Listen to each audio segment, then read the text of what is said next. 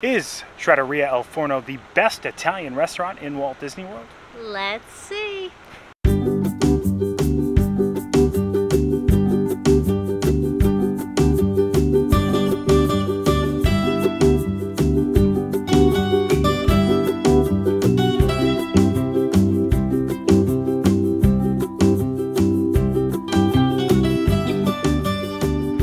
Hello everyone, I'm Jay. And I'm Sam. And you are watching the Theme Park Foodies, and we are back at Disney's Boardwalk Resort because as we were dining in Il Mulino and as we were editing the Il Mulino video, we realized something. Literally, within walking distance is Disney's Boardwalk Resort, and while we had a very impressive breakfast at Trattoria al Forno, we never had dinner there.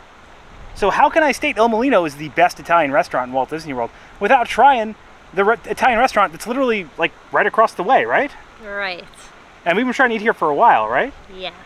Anything but I feel like we had such an amazing experience at Il Mulino that I feel like they better bring their game today. Like, it was like 4 days ago, so it was like very fresh in our mind too. So we're definitely going to be comparing it. That's why I think it's good. That's why I think it's, you know, asking the question of whether it's the best Italian restaurant in Walt Disney World. We just had Il Mulino, which was very good Italian food. And they also have pizza here that's pretty renowned. A lot of people like the pizza at Trattoria al Forno, so we'll be comparing their pizza over to the pizza at Il Mulino. There's also some other Italian restaurants in Walt Disney World that we haven't tried out.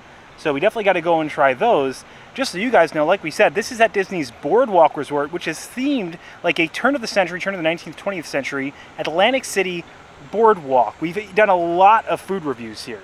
The Boardwalk Deli, we've had breakfast at Trattoria al Forno, which we loved, right? Yes, carousel coffee. Yeah, so there's a lot of great dining here. It's within walking distance of Epcot, so it's very easy to access. I'm excited to go inside. Anything you have your eye on in regards to eating? I think I'm going with my chicken parm. The chicken parm princess. All right. I'm gonna be comparing chicken parms. There's a chicken parm series going on. That's just with me in my head. Sam's chicken parm series. Are you ready? I'm ready. If you enjoyed the content, please like and subscribe. Join us for our dinner at Trattoria al Forno at Disney's Boardwalk Resort. Let me show you guys how to get there as we walk up from the parking lot over here at the Boardwalk Resort. You can get here just by bearing left if you leave through Epcot as well. So Sam, you found out something interesting online too, because when we were dining at Il Mulino, the only pasta they made in-house was the gnocchi, but they make a pasta in-house here, right? Their cavatelli in-house, and supposedly their mozzarella is made in-house. Ooh, fresh mozzarella is delicious. But that buffalo mozzarella that we had, yeah, that's gonna be hard to beat. Very good at Il Mulino. So if you're facing the entrance to the boardwalk, you could walk straight through and bear right, or you can just kind of pander over to the right. I think we are going to take the steps today. Listen, they didn't have this last time. It's a Lady and the Tramp topiary. Aww, this is very Italian. Yeah, that makes sense. And you also get beautiful views of the Yacht and Beach Club from over here as well. And here we are, Trattoria al Forno. It's actually right next to the Abracadabar. It's a spot that Sam and I really want to check out. And you can see what Sam said, the house-made cavatelli. It's kind of promoted right here on the front. They do have a pizza window here, and many people consider this the superior pizza in Disney World. So I'm excited to try out the pizza they have in the restaurant today. All right, let's head in. Oh, it's nice door handles. They do pin trading right here at the check-in desk too, if you want to pin trade. Just like all good Disney restaurants, there is a story that's captured here. It's about a family that lives on a boardwalk. They started an Italian restaurant. It's pretty long, but you can look it up, and they have pictures of the family right here to the right as you walk in the waiting area. The waiting area, you can see part of their very expansive wine collection.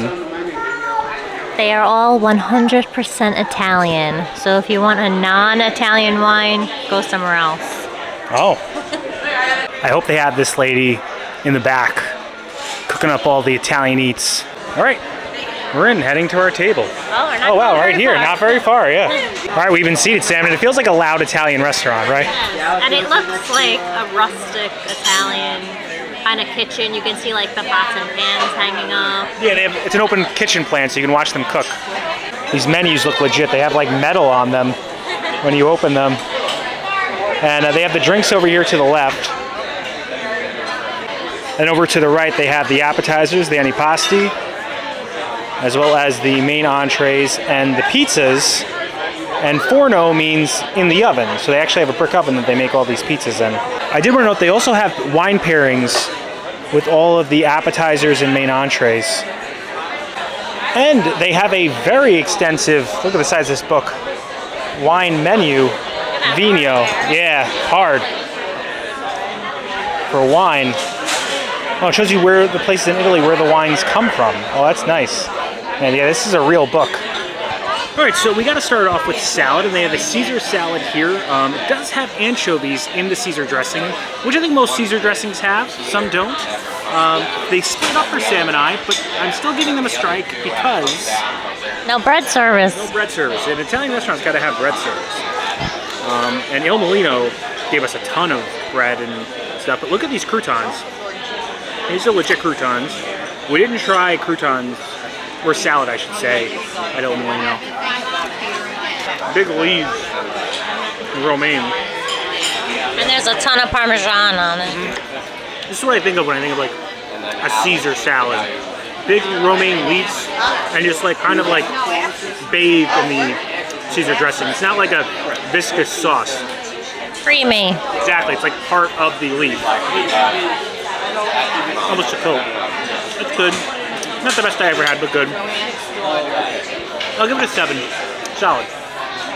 All right, so the next course is the arancini baked in their brick oven. I believe it also has pork in it, right? It's crispy pancetta arancini. So there's mozzarella, risotto, and I think the house-made bacon inside, which sounds really good.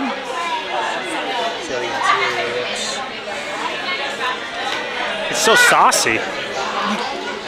So where we lived in Long Island, they used to make these giant risotto balls. The best rice bowls on Long Island is in Paisano's in Northport. Those are our favorite. I'll die on that hill. The best. Paisano's in Northport. Best rice bowls ever. These are not the same size. They are giant rice balls. But I'm assuming a much different flavor profile. They're very tasty. They're very crispy on the outside. The risotto is, you know, is cooked well. It's soft, but not like super mushy. And then you get like that little hints of the pancetta. Very savory. It's really good. I would give it a 7. 2 7 so far. It's pretty solid. All right, so we got the pizza here. We had to compare it. They do make it in the brick oven. It does look a bit flop. Sauce isn't the star. I'm not getting a lot of flavor on that sauce for some reason. And I can't really tell if it's got a metallic can taste or not, or if it tastes more fresh. The sauce was very prominent in the other pizza that we had. I'm gonna go 7. I think it's like a safe number for this pizza. All right, so Sam is a bit harsher of a critic than me. It does look very cheesy. This is a cheese pizza. Yes, all I taste is cheese. Yes, I'm not really. Sauce. The crust is good though. I think that it's got a sturdy bottom. I would like it cooked maybe a little bit longer, just to give it a little bit of crispiness. But it is a good crust. It is a good crust. It just, I would like to taste a little more sauce on it. It's not bad. I would eat it again. Yeah, I still think Il Mulino beats this pizza out. I think we give Il Mulino a 9. Yeah, no, it's definitely not Il Mulino. But I agree with your 7, and like I would eat this again. I would come and again, and to know that this comes from that pizza window, as far as Disney-owned restaurants, I think this is the best one we definitely had. All right, dinner is served. They affectionately call this lasagna, the Lasagna al Forno, the Italian volcano. That is a thick lasagna. That's my entree, but Sam, chicken parm princess, of course, got the chicken parm. All right, pros and cons. Okay, pro, it comes with pasta, which Il Mulino did not come with pasta, but my chicken was like the size of a plate. Yeah. And more cheese. I had more cheese on Il Mulino's chicken parm. And this is provolone cheese, not mozzarella. I do like provolone. I like the sharpness of it. Provolone, but I feel like just traditional chicken parm is made of mozzarella. Is it? Mozzarella in-house, so why wouldn't you put your in-house? That's true. That's true. Chicken parmesan. And we got a pappardelle pasta, which is like a thick ribbon pasta. I'm not sure. This is not made in-house, I believe. We're not sure. I don't know. But we'll see. It does look very crispy, and it does look like Pretty thin, not pounded like a... It looks like they might be using like a panko crumb too, because it looks very like... I do like panko crumb. Have a lot of panko crusted. A lot of crust. All right, you got a nice little mix of everything in that bite, Sam. The tomato sauce is a rustic sauce. So it's very like hearty and like herby, like you can taste the herbs in it. It's a good sauce. But provolone is more sharp than sweet. I do like a sharp provolone. But for my chicken, I like a sweeter. Like I like mozzarella. Makes mozzarella more savory. Mozzarella's sweet to me. It has a little sweetness. I guess I could say a light hint of it. I don't know, man. Number it. I don't even know. Like I'm trying. I'm trying. I have to like think about it. I'm gonna give it a 6. Okay. It's like 1 above average. I don't love it. Like the chicken is very crispy, but it's like a thicker piece of chicken. It's like with chicken parm. Traditional chicken parm is pounded thin. I said it in the last video. Like I like a very thin chicken. All right, so this is their namesake dish. It's the Lasagna al Forno. It is blended Italian cheeses, beef, veal, pork, and herbed ricotta. It does. The interior looks like it holds some heat, thankfully. The exterior has gotten a little cool because pictures and filming and stuff. I was having a hard time like rating my chicken parm. Well, veal is so like tender. Like it has that unique, very like melt in your mouth flavor. Look how it has steam. That did hold a lot of heat. And then it mixes in so well with the ricotta. I get what you're saying about the sauce. It's a hearty, like... I actually like this a lot. Although, I don't think the breadcrumbs do much to the top. They kind of just like dissipate into the dish. You almost want more of a crunchy texture if you have breadcrumbs. So there's, I think, more there. I like when my lasagna has like a little burnt, you know, like a little bubble. Yeah, I do like a little burn on the cheese. But this is good. It's everything is a good meat lasagna. You don't really, you taste the meat, but the meat just kind of mixes in with the cheese very well. It all becomes like one kind of fluid dish in your mouth, that makes sense. A gooey dish. I think this is good. I think that it's deserving of their namesake, and I would give it a 8. This is the best thing I've had so far. All right, so we got the dessert menu. They do have like a signature tiramisu, just like how Il Mulino had. They have a panna cotta. They have in-house made gelato. I like the avocado, sounds really good. Yeah, and that's vegan. All right, so we got dessert. I got the panna cotta, and Sam got the vegan dessert. The affogato al cafe. And they actually pour hot espresso right on top of this. So affogato means drowning, so the espresso drowned my vanilla bean dessert, frozen dessert. You can also get it if you don't want the vegan version. You can get gelato. Yeah, the espresso, the gelato is made in-house. It's like a little, I think, like an amaretto cookie. I wanted to get the gelato, but it's too much cream for my stomach. Mocha ribbons. Ooh. I'm excited for this. I feel like I don't see this often, so like they're getting a point. Yeah, the desserts definitely look good. Oh, wow. I don't know if anything's gonna beat that ricotta cheesecake from Il Mulino, though. This is so good because I love coffee and I love chocolate, and it's like mixing those two things together, and you get like the cold like dessert that's in there. That it's a coconut vanilla bean, like a frozen dessert, and then with a hot espresso. Like I like the extreme temperature change between the two. It's really good. It's very chocolatey, so it's like up my alley. Yeah, try my little.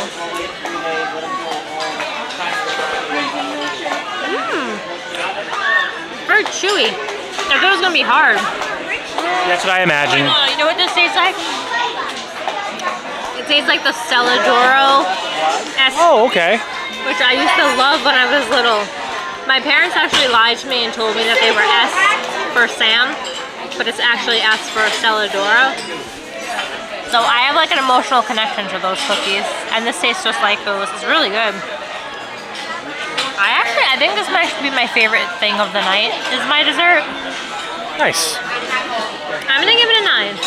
Wow, that's really good. They got a really high number to end with it. All right, so this is the panna cotta. That's fresh berries, custard on the bottom, and then this is like a cookie on top, like an almond cookie. It's a Florentine lace cookie. I don't know if this is, I feel like I gotta pick it up. Like, how am I supposed to break that, you know? Do I just do this? Or am I supposed to actually, that thing doesn't break. Maybe I make it like a little sandwich. I feel like that's not it. Incredibly chewy. Almost like a taffy. I wasn't expecting that. I thought it was gonna be like kind of like a wafer-ish. Yeah, no. Remember the panna cotta rose from Food and Wine? Yes. There are floral notes in that. I don't hate them though. That's a lighter dessert.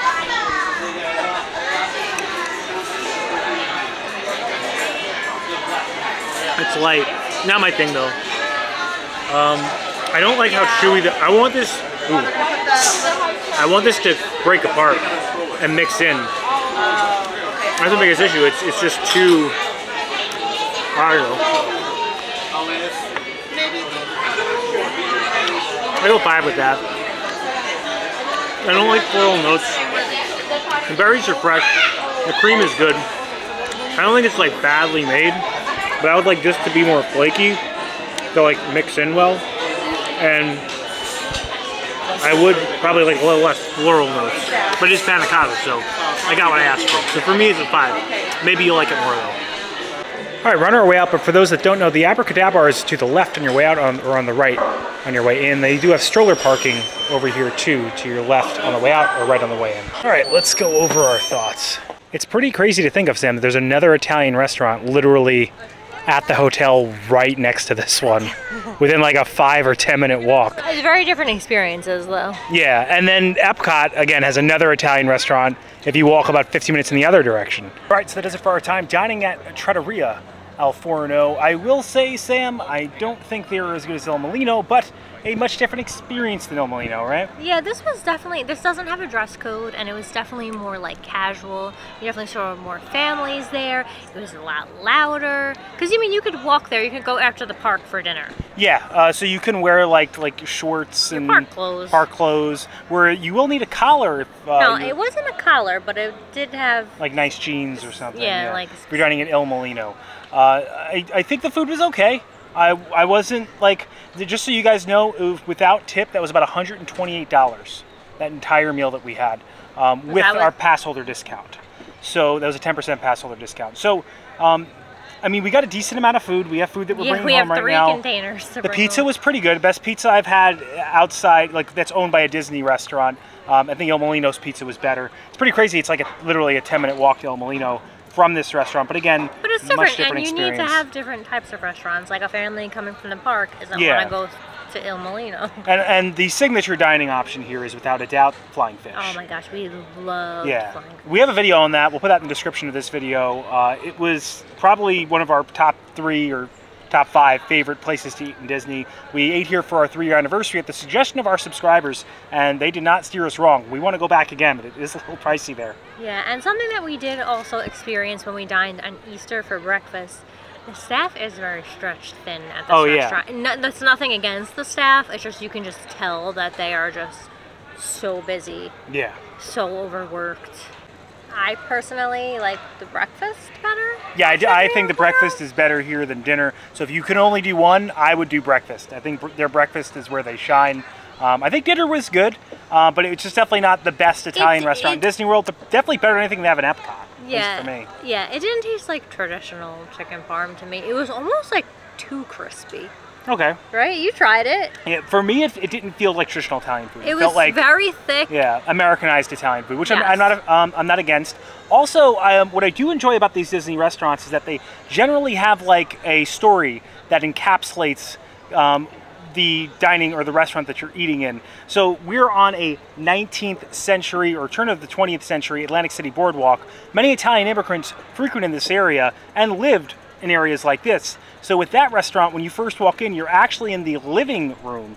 And this family had or started a restaurant right on the boardwalk in their living room. But as they got more popular, it expanded into their kitchen, which is why you see the open kitchen, and then their dining room, which is why you see the chandeliers and all of the different silverware. And then it goes all the way back into the wine room, which is where we actually had breakfast. Yes, when we ate there. That story kind of reminds me of the Olivia's story, but like an Italian version. It's an Italian Olivia's. Like Olivia's Cafe was like a beachside type of thing where they opened a restaurant in their house. And definitely a fun, unique experience. Not something I'd be running back to, but not something I'm disappointed that we did. Yeah, no. And I think the food was good. I still enjoyed it, and I ended with that really delicious dessert. Yeah.